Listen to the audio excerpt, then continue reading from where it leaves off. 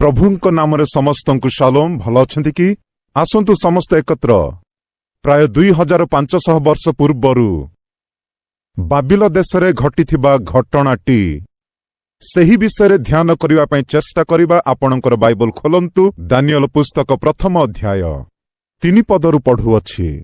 पुणी राजा इस्राएलर संतानगण मध्यरु अर्थात राजकीय और कुलीन वंशरु निकुंत सुंदर और समस्त ज्ञान निपुण विद्यारे विचक्षण बुद्धिरे विज्ञ और राजप्रासाद ठिया हेबाकू योग्य केतक युवा लोकंकु आनिबाकू और कलदीय विद्या और भाषा शिखाइबाकू आपणर नपुंसकाधिपति अस्पनस को कहला। आउ सेमाने जेपरि 3 वर्षर शेषरे राजांक निकटरे ठिया हेबे एथिपाई राजा सेमानंक निमंते राजार आहार्य द्रव्यरु और पानीय द्राक्षारसरु दैनिक अंश देबा पाई और 3 वर्ष पर्यंत सेमानंक प्रतिपोषण करिबा पाई निरूपण कला। एमानंक मध्यरे जिहुदा वंशीय दानिएल, हनानिय, मिशाएल वो असरिय थिले। पुणी नपुंसकाधिपति सेमानंकु नाम देला। से दानिएलंकु बेल्शासर, हनानियंकु शद्रक, मिशाएलंकु मैशक वो असरियंकु अबेदनगो नाम देला।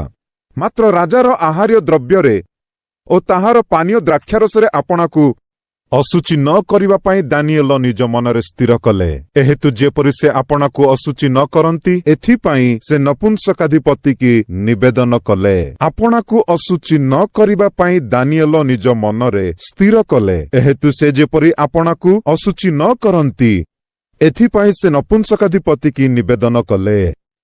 राइट फ्रेंड्स, पेरेंट्स भूल कले पिला माने कोन दंड पाइबे कि? एपरि प्रश्न जदि आसे कि प्रश्न करंती माने तार उत्तर यस। राजा जेबे भूल कले लोक माने दंड दे गति करिबाकू पड़े कि? यस। जिहोयाकिम नामक राजा ता पूर्वरु थिबा राजा निज इच्छा अनुसारे बंचिथिला। प्रभुंक नामरे ख्यात हेबा लोक माने सेमानकु शासन करुथिबा राजा माने प्रभुंक प्रति भय न करी बंचिथिले। प्रभुंक प्रति भय भक्ति छाड़ी देथिले। जिसाय भविष्यत वक्ता द्वारा ईश्वर 100 वर्ष पूर्वरु एही जनसमूह को चेतावनी देथिले। केते स्पष्टरे चेतावनी देथिले माने तुम्भे माने आंभर कथा न शुणी इच्छा अनुसारे बंचुथिबारु आंभे तुम्भकु शत्रु हस्तकु समर्पण करिबा। बाबिल देशर राजार हस्तरे समर्पण करिबा निश्चिंत रूपे। काहा हस्तरे से समर्पण करिबे? केउ राजा आसी सेमानक जीवनरे नहेले सेमानक नगर सेमानक देश विनाश करिदेबे। क्लियर भावरे ईश्वर जिसायଙ୍କ द्वारा तामाने प्राय 100 वर्ष पूर्वरु ईश्वर सूचना दे चेतावनी देथिले। सेतिकिरे बंद न करी जिरिमियଙ୍କ द्वारा ईश्वर एही लोकमानकु चेतावनी देथिले। प्राय दीर्घ 23 वर्ष प्रत्येक दिन प्रभातरे भाववादी को उठाई ए जनसमूह भल हेबे बोली, सेमानक जीवन परिवर्तन करिबे बोली, सेमानक जीवन सजाडिबे बोली ईश्वर सेमानंकु चेतावनी देई आसिले। यस, आजी एही विशेष प्रार्थना द्वारा एही वाक्य द्वारा प्रभु आममानंक मध्य केतेकंकु चेतावनी दियंती बोधे।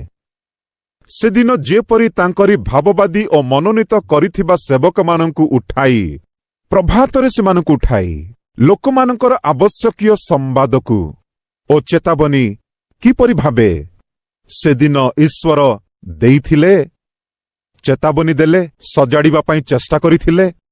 सेही परि आज दिनरे एही दिन सेवकंक द्वारा आपण मानक पई अति प्रभातरे उठी तुम आत्मिकता को वृद्धि करिबा पई, बलिष्ठ करिबा पई, प्रभुंकर अति निकटवर्ती कराइबा पई ओ संदेश गुड़िक प्रचार करुअछि। एही वाक्य ओ वाक्यर सारांश बुझी पारी निज जीवन सजाड़िले आशीर्वाद।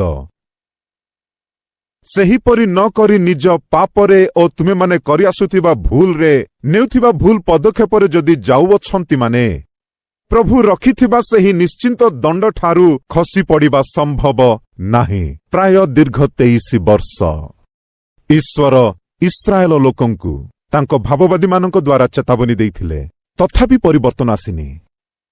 तथापि सेमानंकर मन फेरण होई नथिला। मन इच्छा के जानी केतक लोक माने मन इच्छार जीवन बंचुअछंती, भयविहीन जीवन बंचुअछंती, प्रभुंक प्रति भक्तिहीन जीवन बंचुअछंती। ସେ କଣ କରିଦେବେ ଏପରି ଭାବେ ଗର୍ବ କରନ୍ତି।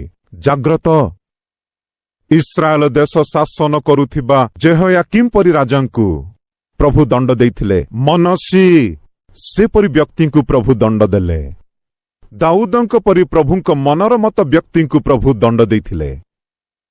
ହିଜକିୟଙ୍କ ପରି ରାଜାଙ୍କୁ ହିଁ ତାହାଙ୍କ ପରି ଆଉ କେହି ନାହାନ୍ତି ବୋଲି ବାଇବଲରେ ଉଲ୍ଲେଖ ଅଛି। ସେପରି ବ୍ୟକ୍ତିଙ୍କୁ ବି ତାଙ୍କରି ଗର୍ବ ସକାଶୁ ପ୍ରଭୁ ଦଣ୍ଡ ଦେଲେ।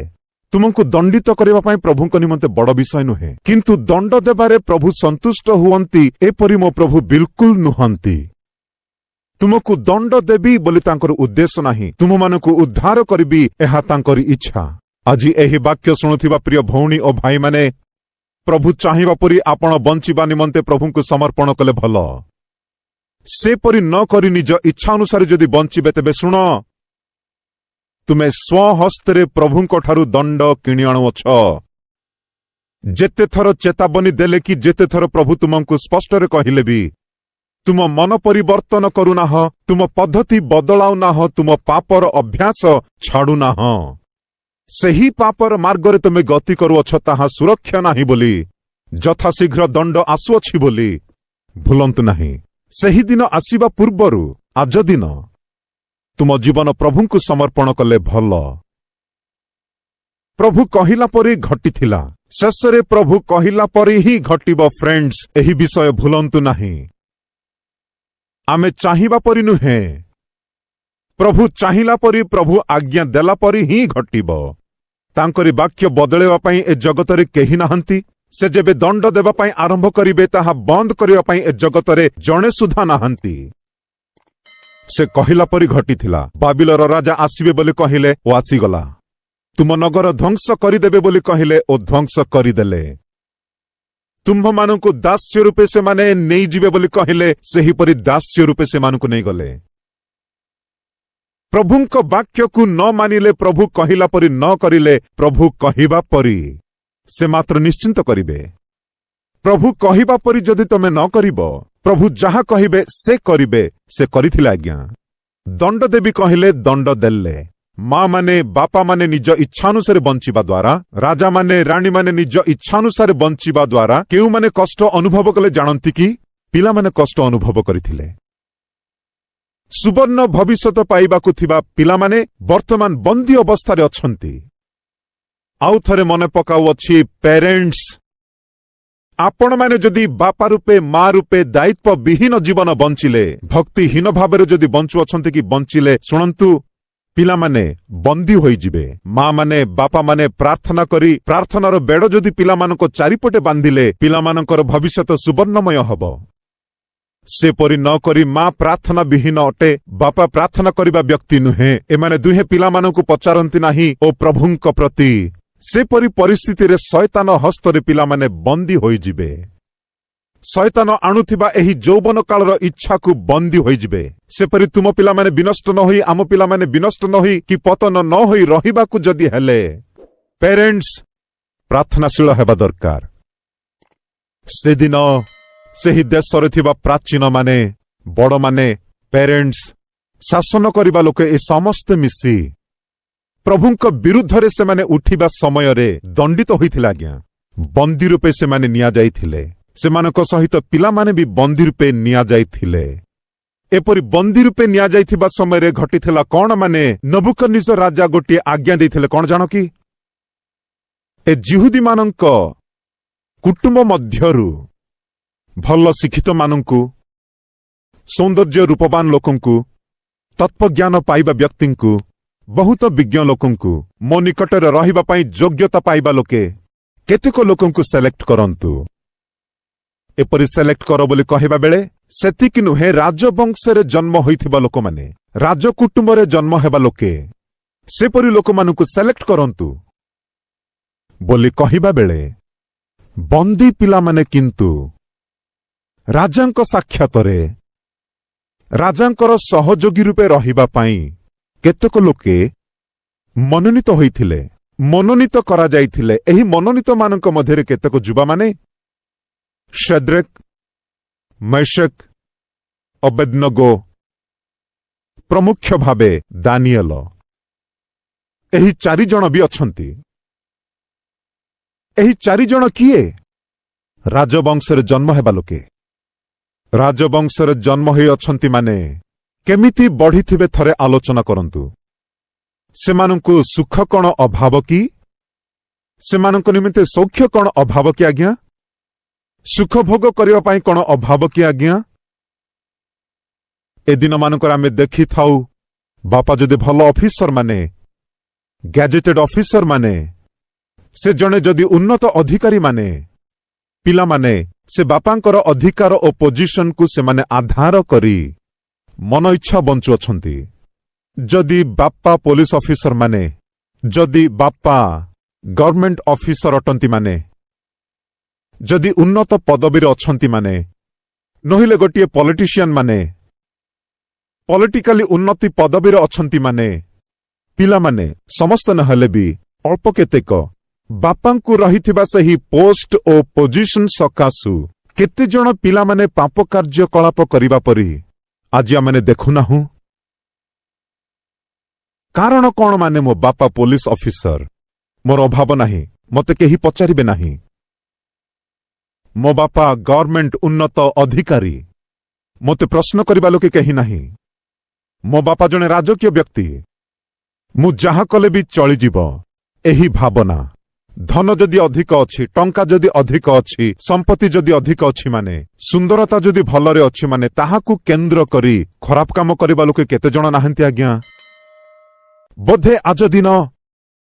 ତେବେ ଆପଣଙ୍କ ମଧ୍ୟରେ କେତେ କହିପାରନ୍ତି, ବ୍ରଦର, ପିଲାମାନେ ପାପ କାର୍ଯ୍ୟ ଯଦି କରିବାକୁ ହେଲେ ପ୍ୟାରେଣ୍ଟସ ଭଲ ଟଙ୍କା ରହିବା ବ୍ୟକ୍ତି ହେବା ଦରକାର ନାହିଁ। କାହିଁକି? ଆମର ଧନ ସମ୍ପତ୍ତି ନାହିଁ, ତଥାପି ଆମ ପିଲାମାନେ ଇଚ୍ଛା ଅନୁସାରେ ବଞ୍ଚୁଅଛନ୍ତି। ୟେସ୍, ଏହି ଦଳରେ ବି ଅଛନ୍ତି। ମା ବାପା କଠିନ ପରିଶ୍ରମ ପଡ଼ି 10-12 ଘଣ୍ଟା ପରିଶ୍ରମ କଲେ, ଘରେ ଥିବା ଲୋକମାନଙ୍କ ପାଇଁ ଆହାର ଦେବା ପାଇଁ କୁଲି କାମ କରି ଟଙ୍କା ଆଣିଲେ, ସେହି ଟଙ୍କା ନେଇ ଚାଲିଯିବା ପିଲାମାନେ କେତେକ ନାହାନ୍ତି? ଆନନ୍ଦ ଉପଭୋଗ କରିବା ପାଇଁ, ନିଜର ଇଚ୍ଛା ଅନୁସାରେ ବଞ୍ଚିବା ପାଇଁ ସେ ମା ବାପା କରୁଅଛନ୍ତି କୁଲି କାମ। ପୁଅକୁ ମାତ୍ର ମୋଟର ବାଇକ୍ ଦରକାର, ସେ ମା ବାପା କରନ୍ତି କୁଲି କାମ। ପୁଅକୁ ମାତ୍ର ଆଇଫୋନ ଦରକାର, ସେ ମା ବାପା କରନ୍ତି ଗୋଟିଏ ଛୋଟ ଚାକିରି, କିନ୍ତୁ ତାଙ୍କ ଝିଅକୁ ମାତ୍ର ଅନେକ ବସ୍ତ୍ର ଦରକାର, ବିଭିନ୍ନ ପ୍ରକାର ଡ୍ରେସ୍ ଗୁଡ଼ିକ ଦରକାର, ଶରୀରରେ ସୁନା ଦରକାର, ପ୍ୟାସନ ଲାଇଫ। ୟେସ୍, ଜୀବନ ଏପରି ଚାଲୁଥିଲେ ମଧ୍ୟ ଗର୍ବ କରିବା ପାଇଁ କିନ୍ତୁ ସୀମା ନାହିଁ ଆଜ୍ଞା। ପ୍ୟାରେଣ୍ଟସ କେତେ ଗରିବ ହୋଇଥିଲେ ବି ପିଲାମାନେ କେତେ ଯେ ପାପ କାର୍ଯ୍ୟକଳାପରେ ସେମାନେ କରି ବଢୁଅଛନ୍ତି, ଏହିପରି ଦିନ ଆମେ ଦେଖୁଅଛୁ। ତେବେ ଜାଗ୍ରତରେ ଶୁଣନ୍ତୁ, ମୁଁ ଆପଣମାନଙ୍କୁ କହୁଥିବା ଏହି ପିଲାମାନେ ରାଜ କୁଟୁମ୍ବରେ ଜନ୍ମ ହେବା ଲୋକେ, ରାଜବଂଶୀୟମାନେ। ଦ୍ୱିତୀୟ, ବହୁତ ସୌନ୍ଦର୍ଯ୍ୟ ଲୋକେ, ବହୁତ ରୂପବାନ ଲୋକେ, ରୂପରେଖାରେ କୌଣସି ଅଭାବ ନଥିବା ଲୋକେ। ସେତିକି ନୁହେଁ, ବିଦ୍ୟାରେ ବିଚକ୍ଷଣ ଲୋକେ, ବହୁତ ଶିକ୍ଷିତ ଲୋକେ, ବୁଦ୍ଧିରେ ବିଜ୍ଞ ଲୋକମାନେ, ରେର୍ ଭାବରେ ମିଳିବା ଲୋକମାନେ, ଏମାନେ ବିଶେଷ ପିଲାମାନେ ଅଟନ୍ତି। ଜେମ୍ସ, ଏମାନେ ଅଦ୍ଭୁତକର ଯୁବକମାନେ, ରୂପରେଖାରେ ଅଭାବ ନଥିବା ଲୋକେ, ଶିକ୍ଷାରେ ଉନ୍ନତ ଶିକ୍ଷା ପ୍ରାପ୍ତ ହେବା ଲୋକମାନେ, ଜଗତରେ ଶାସନ କରିବା ପାଇଁ ଯେଉଁ ଜ୍ଞାନର ଆବଶ୍ୟକ ସେହି ଜ୍ଞାନ ଅର୍ଜନ କରିଥିବା ଲୋକମାନେ, ତା ଉପରେ ରାଜବଂଶରେ ରାଜକୁଟୁମ୍ବରେ ଜନ୍ମ ହେବା ଲୋକମାନେ, ଏତେ ବିଦ୍ୟା ଅର୍ଜନ କରି ଏତେ ସୌନ୍ଦର୍ଯ୍ୟ ପାଇ ରାଜବଂଶରେ ଜନ୍ମ ହୋଇଥିବା ଏହି ପିଲାମାନଙ୍କୁ ଆତ୍ମିକତା ଏହା କଣ ସମ୍ଭବ ବୋଲି କହିବେ କି? ଥରେ ଆଲୋଚନା କରନ୍ତୁ। ସାଧାରଣତଃ ଆମେ କହୁ, ପଣ୍ଡିତର ପୁତ୍ରମାନେ ପରମ ମୂର୍ଖ। ବାପା ଯଦି ଚାଲାକି ଅଟନ୍ତି ଓ ଉନ୍ନତ ପୋଷ୍ଟ ପୋଜିସନରେ ଥିଲେ, କାହିଁକି କେଜାଣି କେତେକ ପିଲାମାନେ ମୂର୍ଖ ପରି ତିଆରି ହୁଅନ୍ତି, କାହିଁରେ ଅକାମୀ ପରି ତିଆରି ହୁଅନ୍ତି। କିନ୍ତୁ ଯେବେ ଏମାନଙ୍କ ବିଷୟରେ ଆମେ ଧ୍ୟାନ କରୁ, ଏମାନଙ୍କର ପ୍ୟାରେଣ୍ଟସ ରାଜାମାନେ, ଶାସନ କରିବା ଲୋକେ, ଶାସନ କରି ଆସୁଥିବା ଏପରି ରାଜାମାନଙ୍କର ଏହି ପିଲାମାନେ ଆତ୍ମିକ ଭାବେ ରହିବା କଣ ସମ୍ଭବ କି? ଏ ଦିନମାନଙ୍କରେ ବାକ୍ୟ ପରିବେଷଣ କରୁଥିବା ସେବକ ହୋଇପାରନ୍ତି, ସେବା କରିବା ବ୍ୟକ୍ତି ହୋଇପାରନ୍ତି, ପ୍ରଚାରକ ହୋଇପାରନ୍ତି, ବାକ୍ୟ ପରିବେଷଣ କରିବା ବ୍ୟକ୍ତି ହୁଅନ୍ତି।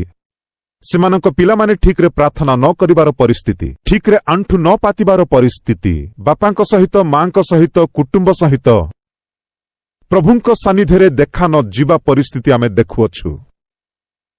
ସେବା କରୁଥିବା ଲୋକଙ୍କର ପିଲାମାନେ ଯଦି ଏମିତି ହେଲେ, ସାଧାରଣ ଲୋକମାନଙ୍କର ପିଲାମାନେ କେମିତି ହେବେ ଥରେ ଚିନ୍ତା କର। ପ୍ରଭୁଙ୍କର ଗୌରବ ନିମନ୍ତେ କହୁଅଛି, ପ୍ରତ୍ୟେକ ଦିନ ନିଶ୍ଚିନ୍ତ ମୋ ପିଲାମାନଙ୍କ ସହିତ ମିଶି ପ୍ରାର୍ଥନା କରୁଅଛୁ। ମୋ ପିଲାମାନେ ମୋ ସହିତ ମୋ ପିଲାମାନେ ଆମେ ନିଶ୍ଚିନ୍ତ ପ୍ରାର୍ଥନା କରିବୁ।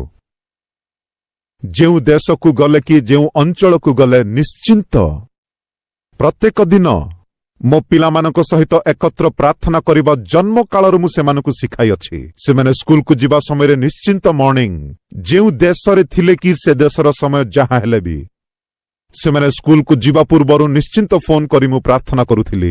ସେମାନେ ସ୍କୁଲରୁ ଫେରି ଆସିବା ପରେ ନିଶ୍ଚିନ୍ତ ଫୋନ କରି ସେମାନଙ୍କୁ ମୁଁ ପଚାରୁଥିଲି ଓ ସେମାନେ ଶୟନ କରିବା ପୂର୍ବରୁ ମୁଁ ଫୋନ କରି ପ୍ରାର୍ଥନା କରୁଥିଲି। ଏହି ପଦ୍ଧତି ଆଜି ମଧ୍ୟ ଜାରି ରଖିଅଛୁ। ପ୍ରିୟ ବାପାମାନେ, ମାମାନେ, ପିଲାମାନଙ୍କୁ ଆମେ କେମିତି ବଢ଼ାଉଅଛୁ। ସେବକମାନେ ହେଲେ ମଧ୍ୟ ପିଲାମାନେ ପ୍ରାର୍ଥନା କରି ନ ପାରିବା, ଖ୍ରୀଷ୍ଟିଆନ ପରିବାର ହୋଇଥିଲେ ମଧ୍ୟ ପିଲାମାନେ ଆଜି ପ୍ରଭୁଙ୍କଠାରୁ ଦୂରେଇ ବଞ୍ଚୁଥିବା ଆମେ ଦେଖୁଅଛୁ। କିନ୍ତୁ ଜାଗ୍ରତରେ ଯଦି ପରୀକ୍ଷା କରିବେ ମାନେ ରାଜବଂଶରେ ସୁଖ ଭୋଗ ମଧ୍ୟରେ, ଧନ ସମ୍ପଦ ମଧ୍ୟରେ, ସୌନ୍ଦର୍ଯ୍ୟ ମଧ୍ୟରେ, ଧନ ସମ୍ପତ୍ତି ମଧ୍ୟରେ, ଏସବୁ ପାଇଥିବା ଯୁବକମାନଙ୍କ ମଧ୍ୟରେ ରହିଥିବା ବିଶେଷତା କଣ? ଏମାନେ ବହୁତ ଆତ୍ମିକ ଥିଲେ। ଶିକ୍ଷିତ ରହିବି ଆତ୍ମିକତା, ସବୁକିଛି ରହିବି ଆତ୍ମିକତା ଅଛି। ପିତା ମାତା ମାନେ ବଡ଼ ଲୋକ ହେଲେ ବି ଆତ୍ମିକତା ଅଛି। ଧନ ସମ୍ପଦ ଥିଲେ ବି ଆତ୍ମିକତା ସମ୍ଭବ କି ଆଜ୍ଞା? ଏମାନଙ୍କୁ ସମ୍ଭବ ହେଲା। ଶେଦ୍ରକ, ମୈଶକ, ଅବେଦନଗୋ, ଦାନିଏଲ ଏମାନଙ୍କୁ ସମ୍ଭବ ହେଲା। ତେବେ ତୁମ ବିଷୟ କଣ? ଭାଇ ଭଉଣୀ, ତୁମ ବିଷୟ କଣ ଅଟେ? ଟିକିଏ ସୁନ୍ଦର ଅଛ ବୋଲି ସେହି ସୁନ୍ଦରତାକୁ କେନ୍ଦ୍ର କରି ଆତ୍ମିକତାକୁ କଣ ନଷ୍ଟ କରିନାହ କି? ଟିକିଏ ଧନୀ ପରିବାରରେ ଜନ୍ମ ହୋଇଅଛ ବୋଲି ସେହି ଧନକୁ କେନ୍ଦ୍ର କରି ମନ୍ଦ କାର୍ଯ୍ୟ କଣ ତମେ କରୁନାହ କି? ଟିକିଏ ଅଧିକାର ଥିବା ମାଙ୍କୁ ବାପାଙ୍କୁ ତମେ ଜନ୍ମ ହୋଇଅଛ ବୋଲି ସେହି ଅଧିକାରକୁ କେନ୍ଦ୍ର କରି ମନ୍ଦ ପଥରେ କଣ ତମେ ଚାଲିନାହ କି? ଥରେ ଆଲୋଚନା କର। କିନ୍ତୁ ଏହି ଯୁବାମାନେ ଆତ୍ମିକ ଲୋକେ, ତାମାନେ ସମ୍ପତ୍ତି ଥିବା ସମୟରେ ମଧ୍ୟ ଆତ୍ମିକ ଭାବେ ବଞ୍ଚିବା ସମ୍ଭବ ପ୍ରମାଣ କରନ୍ତି। ଅଧିକାର ଥିବା ମାଙ୍କୁ ବାପାଙ୍କୁ ଜନ୍ମ ହୋଇଥିଲେ ମଧ୍ୟ ଆତ୍ମିକ ଭାବେ ବଞ୍ଚିବା ସମ୍ଭବ ପ୍ରମାଣ କରନ୍ତି। ରୂପରେ କୌଣସି ଅଭାବ ନଥିଲେ ବି ସୌନ୍ଦର୍ଯ୍ୟ ଓ ରୂପରେଖା ପାଇଥିବା ବ୍ୟକ୍ତି ହୋଇଥିଲେ ମଧ୍ୟ ଆତ୍ମିକ ଭାବରେ ବଞ୍ଚିବା ସମ୍ଭବ ପ୍ରମାଣ ଦିଅନ୍ତି।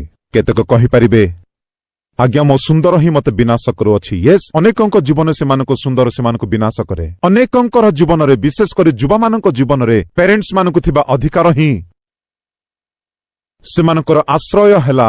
କାହିଁକି? ପାପର କାର୍ଯ୍ୟ କରିବା ପାଇଁ। ୟେସ୍, କିନ୍ତୁ ଏ ଯୁବାମାନେ ପ୍ରମାଣ କରନ୍ତି କଣ?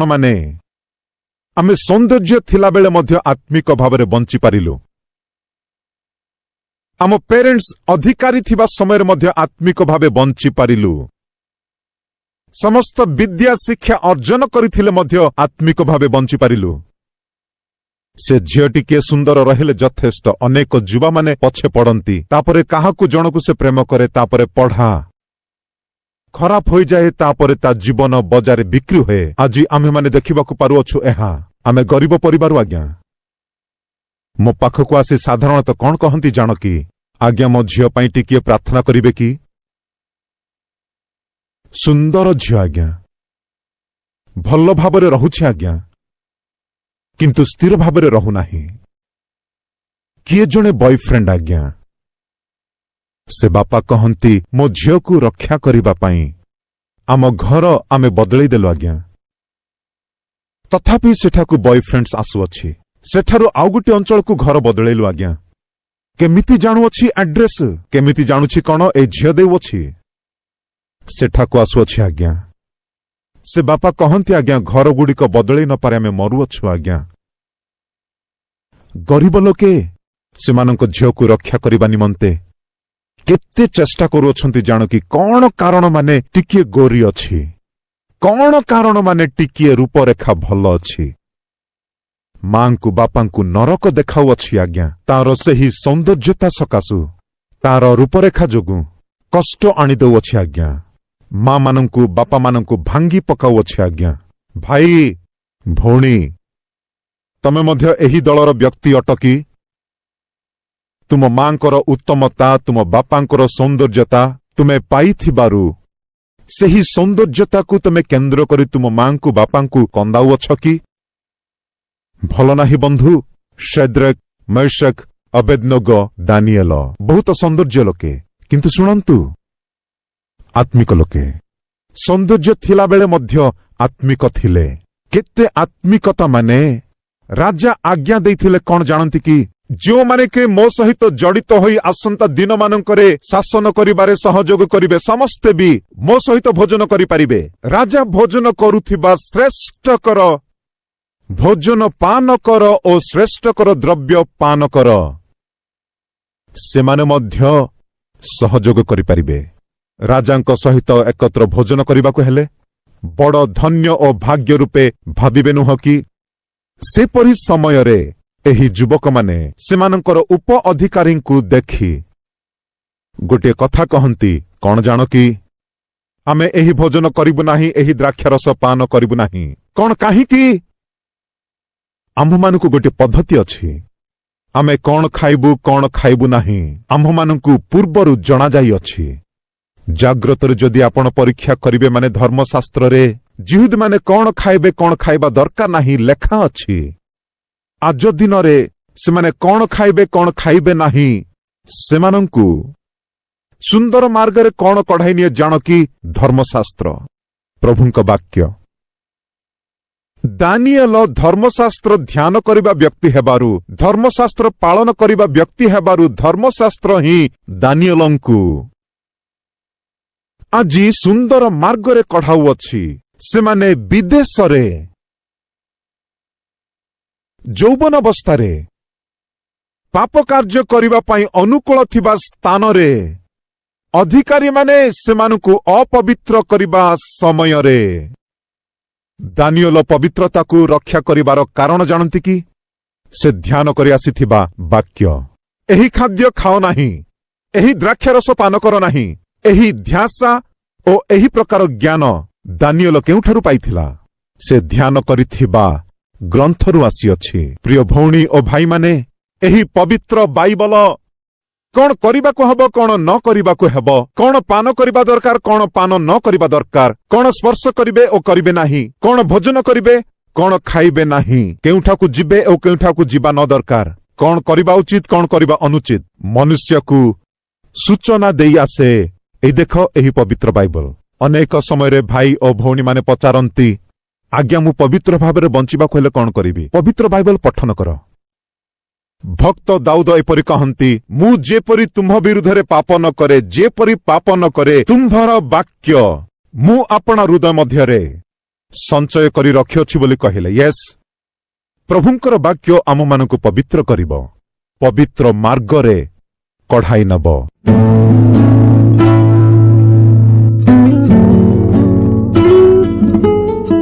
हे महापवित्र प्रेममय स्वर्गस्थ पिता पेरेंट्स पवित्र भावे बंचिबा दरकार प्रार्थनाशील होई बंचिबा दरकार प्रेमरे पिलामानकु बढ़ेबा दरकार सेमानको आदर्श सेमानको पिलामानकु प्रभु तुम मार्गरे कढ़ाई नबा दरकार सेपरि अनुग्रह कर।